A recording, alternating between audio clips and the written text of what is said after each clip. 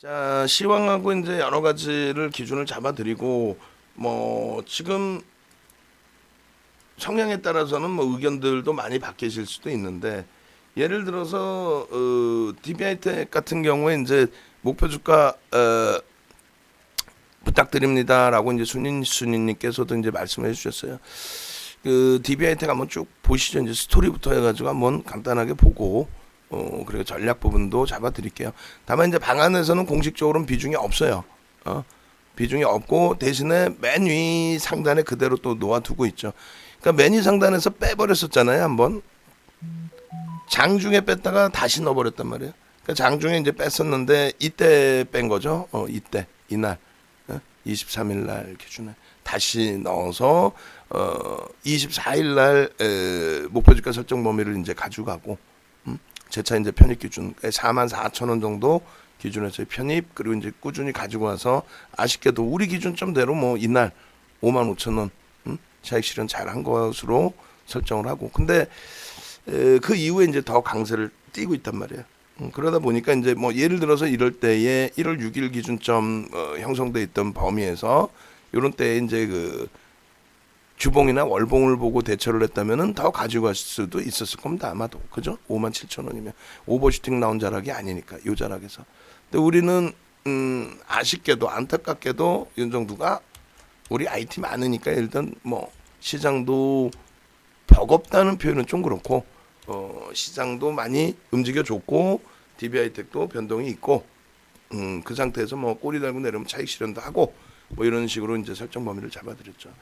누적적으로 놓고 보면은 개인 누적 수급이 이제 그렇게 크게 버거운 수준까지는 일단 아닙니다. 근데 그렇다 손 치더라도 먼 발치가 아닌 지금의 발치에서 놓고 보면은 좀 부담이 되죠. 주가를 끌어올릴 때 손바뀜은 인정을 해주겠는데 그 부분의 흐름이 눈에 띄게 좀 수급 개선폭으로 연동이 되면 좋은데 그게 아니다 보니까 자, LG화학도 플러스로 전환이 됐어요. 땡큐 하죠. 우리 입장에서는 오늘 저점 편입이 잘 됐고 하이닉스도 오늘 저점 편입이 잘 됐고 뭐 어차피 기존에 갖고 계신 분들은 이제 누적 수급 기준에서 설정이 되는 거고요. DBI텍의 이제 목표 주가 설정 범위 이제 개별 부분하고 나머지 부분 들여다볼 수 있는 범위가 있는지 확인해서 대처를 하겠습니다. 01월 181 기준에 09시 48 기준에 월봉 월봉 기준에서 이제 그 갭에 대한 목표 주가 설정 범위를 다시금 잡아서 올려놓도록 하겠습니다. 이번 달에 발생될 수 있는 월봉 크기가 다 올라왔느냐? 그렇지는 않아요. 더 올라갈 수 있습니다. 더 올라갈 수 있고 보수적으로 이제 놓고 보시는 분들은 요 기준이죠. 고점을 넘기는 요 기준이 꼬리 빼고 난다면은 도달이 됐느냐 했을 때 도달이 된 거고요.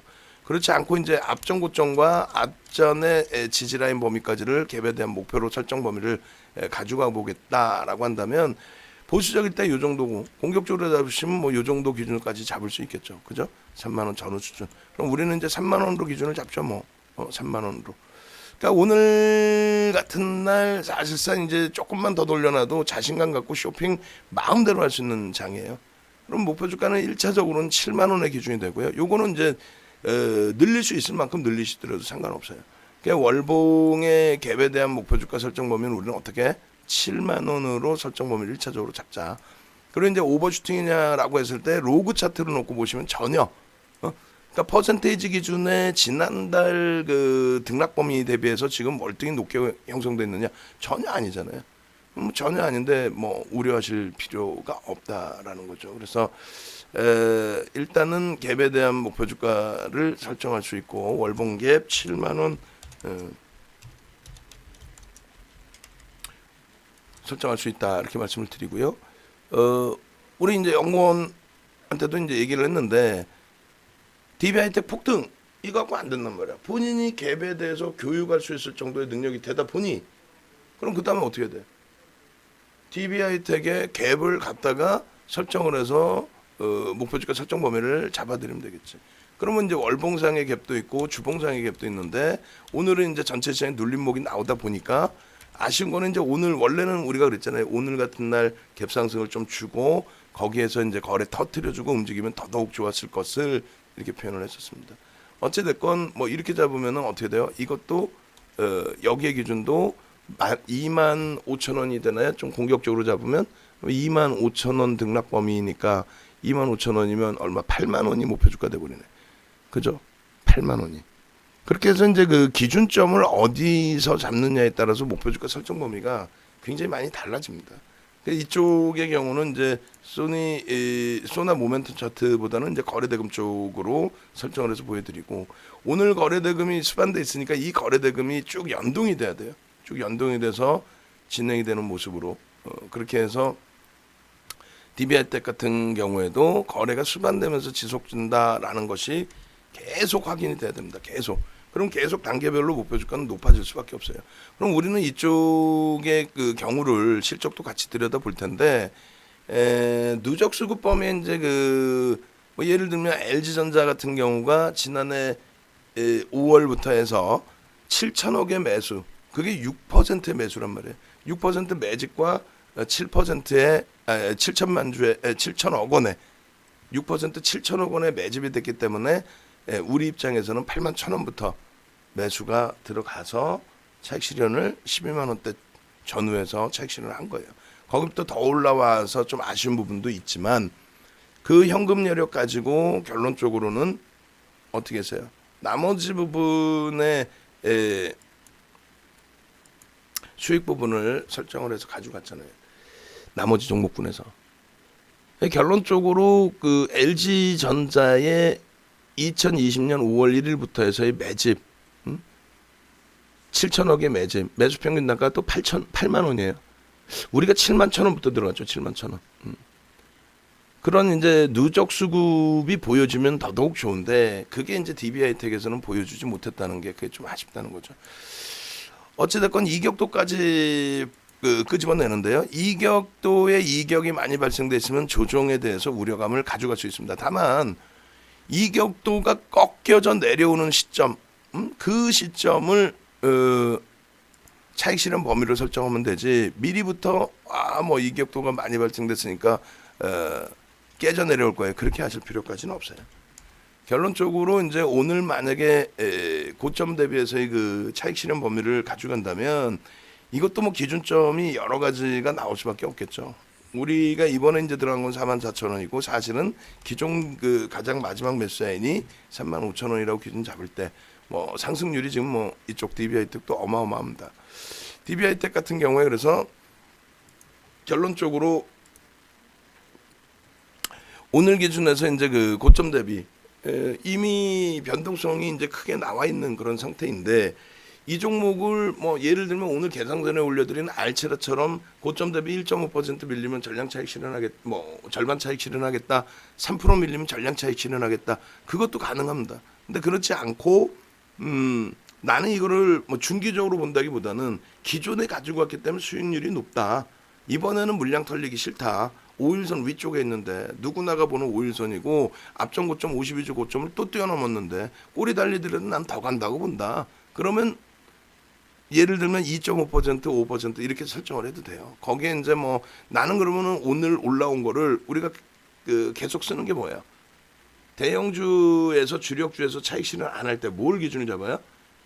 자, 오늘 고점을 놓고 꼬리 달린 거에 대해서 부담 갖지 마시고 전 거래일 대비 어차피 플러스로 마감이 된다면, 그렇다면 그 부분에 대해서 오히려 또 긍정적인 해석을 해볼 수 있다. 즉 마지노선을 예를 들면 뭐 62,000원이든, 아니야 나는 명목 가격 6만 원을 기준 잡을 거야, 거기가 이탈돼야만 뭐 5일선도 확실하게 무너지는 것 같고, 그럼 그 기준을 설정하셔도 된다 이거죠. 그게 결론적으로 나의 기준이 어디냐의 기준인데, 단기 공략이면은 무조건적으로 기계적으로 1.5에서 3% 잡고, 그러고 나서 이제 재차 꼬리 달리는 부분에 재편입의 기준을 설정하면 되거든요. 그래서 추세적으로 이번만큼 뺏기기 싫어, 더 가져갈 거야 라고 하시면 이제 마지노선 62,000원이 됐든 6만 원이 됐든 그 기준을 잡으시고요. 그리고 아니다, 기계적으로 대처하고 또 기회 되면 또 사고 할 것이다 라고 한다면 1.5에서 3%의 절반씩 차익 실현. 그렇게 하고 나서 이제 5분봉의 기준에, 오늘은 실적까지 같이 볼 거예요. 5분봉의 기준에 예를 들면은 지금 거래가 오늘 수반되면서의 흐름이거든요. 그죠? 5분봉의 기준에 이평선, 5분봉 이평선 기준이 일단 요렇게 되는 거는 소나 모멘텀 차트의 기울기가 꺾여져 있는 거거든. 이거에 대해서 조만간 또 교육 강좌를 한번 할 겁니다. 그래서 결론적으로 시초가 대비해서 고점을 찍고 이 고점 대비해서 다시 눌림폭이 나오는데 LG전자의 3%대 등락이나 하이닉스 DB하이텍의 8% 9% 등락이나 사실은 비슷비슷한 거예요. 그 변동성의 기준이 그만큼 가볍다는 거죠. 그러니까 2분의 1 지점은 62,600원 그리고 3분의 1 지점이 63,500원입니다. 사실 그 지금 변동성에서 이렇게 3분의 1 2분의 1 설정하는 것도 좀 그래요. 왜냐하면 알체라를 오늘 뭐 아까 말씀드린 것처럼 올려드린 그 기준처럼 알체라처럼의 흐름을 놓고 보는 게 아니기 때문에 변동성 뭐 상한가 들여다봐야지 이런 게 아니기 때문에 3분의 1, 2분의 1 지점까지 밀리고 나서 되돌릴 때에 내가 편입한 단가 대비 7, 8%씩 움직여줘서 단기 매매 성공하는 또 그런 기준도 설정하기가 어렵잖아요. 어찌됐건 5분봉 기준에 63,500원 지지 여부 확인 그렇게 해서 거래량 부분은 일단 최소 범위가 5분봉 기준에 30만 주 정도는 실려줘야 단기 공략이 기준 가능하겠죠. 변동성 매매 5분봉 기준에 변동성 매매 기준으로 설정을 한다면 63,000원 지지를 받고 30만 주 이상 거래량 수반되는 것이 확인돼야 됩니다. 그리고 가급적이면 62,600원까지 이탈되기보다는 강한 모습을 유지해서 보여주는 게 낫죠. 실적은 어떻길래 이러냐라고 했을 때 사실상 그 실적이 상상을 초월해요. 2015년까지도 매각을 하려고 그랬죠. 그러니까 2014년까지 매각을 하려다가 2015년도에는 방향을 완전히 틀어서 매각을 안 하는 걸로 중국 쪽에 매각 기준 잡았다 매각을 안 하는 걸로 방향을 완전히 틀었습니다. 실적이 그만큼 이제 크게 사실상 개선이 됐었어요. 그룹 자체가 전기전자 업종으로 뛰어들면서 그룹 자체가 휘청거린 거죠. 안암반도체 인수하고 동부안암반도체에서 이름이 DB하이텍으로 바뀐 겁니다. 매출 기준의 흐름 대비해서는 영업 마진이 상당히 영업이익률이 높죠. 파운드리 시장에서 그 점유율이라든가 이런 부분은 제한적인데 순위가 좀 있는 편이에요. 그래도 점유율은 높지 않더라도. 그리고 이제 파운드리 시장에서 우리나라에서 뭐 최강자로 군림을 하다가 이제 삼성전자와 하이닉스 쪽도 파운드리 시장을 진입한다. 근데 그 부분에 이제 예전에 우리가 재작년 12월에 2만 원 전후에서부터 들어갔던 이유 중에 하나는 파운드리 시장에서 삼성전자와 하이닉스 그럴 일은 별로 없지만 또 동부그룹도 내놓지도 않겠지만은 근데 이제 잘 생각해 보시면 동부그룹 DB그룹 같은 경우에도 뭐 가격만 맞으면 혹시라도 그래서 혹시 그 2014년까지 중국 쪽에 매각을 하려는 흐름이 있었기 때문에 그런 흐름이 삼성이나 하이닉스 쪽에서 손을 내미는 모양새만 나오더라도 뭐 어마어마해질 수 있죠. 그거는 이제 덤으로 실적이 뒷받침되고 수급도 어마어마했어요. 손바뀜이 아닌 누적 수급이 그런 걸 덤으로 볼 수 있고 그리고 이슈까지 불거지면은 뭐 덤으로 더 볼 수 있기 때문에 설정을 해드린 겁니다.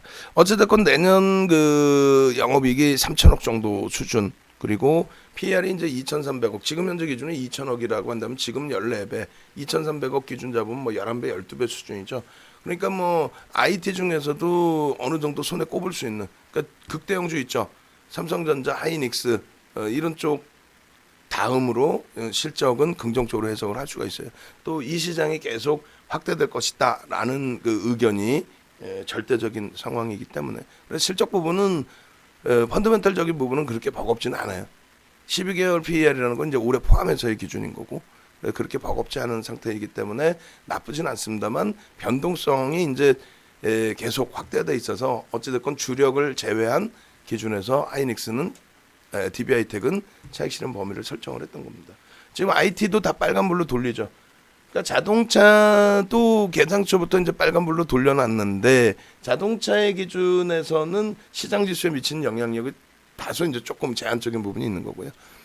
그리고 이제 뭐 LG화학 잘 편입이 됐고 IT 전반적으로 다 잘 편입이 됐고 DB하이텍도 뭐 개별 기준에서 뭐 가지고 계신 분들도 잘 설정이 됐고, 나머지 이제 그 종목 다 보세요. 그러니까 결국은 지수가 올라가야 종목이 올라가지, 막연하게 이 못된 것들 진짜 확 그냥 막 그냥 채널 돌리면 다 뭐예요. 어제도 그렇고, 이제 본격적인 지수 조정이 오니까 뭐 주의를 하시고요. 그럼 결국은 뭐야, 지수 관련주들 다 팔라는 얘기 아니야. 그럼 지들 종목 뭐가 오를 건데. 그래서 결론적으로 이제 지금 기준에 내동매매해서 움직임을 가져가기보다는 현재 기준에서는 좀 차분차분 들여다보자. 진정으로 이게 밀려 내려갈 꺾여질 흐름이냐, 아니면 뭐 긍정적으로 해석을 해도 될 것이냐, 이런 기준. 그리고 DB하이텍의 경우는 뭐 예를 들면 현대 위아 쪽 이런 식으로 해석을 해도 돼요. 그러니까 DB하이텍 같은 경우에 IT 쪽에 이제 전체적인 시장 조정과 뭐 IT 전체적인 조정 이렇게 나올 때 DB하이텍도 이제 그 조정 폭이 뭐 예를 들면 코로나19 때는 다 똑같긴 하겠습니다만 만만치 않다라는 거죠. 조정 폭이. 그리고 4만 원에서 3만 원까지 25%씩 저렇게까지 안 밀렸거든요. IT가 25%씩 밀리진 않잖아요. 주력주들이. 그리고 뭐 이때야 뭐 다 같이 움직임 보이는데 이때도 만만치는 않죠. 저고점이 33,000원 대략 잡는다고 했을 때 미끄러진 게 저가가 14,500원이니까 결론적으로 50% 이상씩. 그래서 이제 그 시가총액 규모에서도 좀 따지는 겁니다. 현대 위아나 사실 만도 뭐 시가총액 비슷비슷해요. 사실은 만도가 이제 좀 더 높죠. 근데 현대 위아 쪽에 이제 이 고점 대비 원래는 이때 당시 좋아했었어요. 좋아했던 부분이 개인 누적 수급 보시면 긍정적으로 좀 형성이 돼 있었거든요. 굉장히 긍정적으로 형성이 돼 있었죠. 이때 굉장히 좋아라 했었는데 결과적으로는 적은 짧은 구간에 적은 그 물량 가지고도 급격한 조정. 결과적으로 지금의 경우는 수익을 뭐 낼 만큼 내고 있는 과정이니까 만도의 바닥 대비 상승률이 오히려 높다 그랬어요. 만도 같은 경우에 실적이나 이런 부분 또 기술적으로 보면서 변동성 부분은 조금 더 시가총액이 크지만 이쪽이 좀 더 유리한 수 있다. 그렇게 말씀을 드립니다. 어쨌든 DB하이텍 잘 긍정적으로 보시고 뭐 하이닉스나 삼성전기의 플러스 전환 부분도 좀 더 이제 탄력적으로 시세 분출로 연동되기를 기대를 해보겠습니다.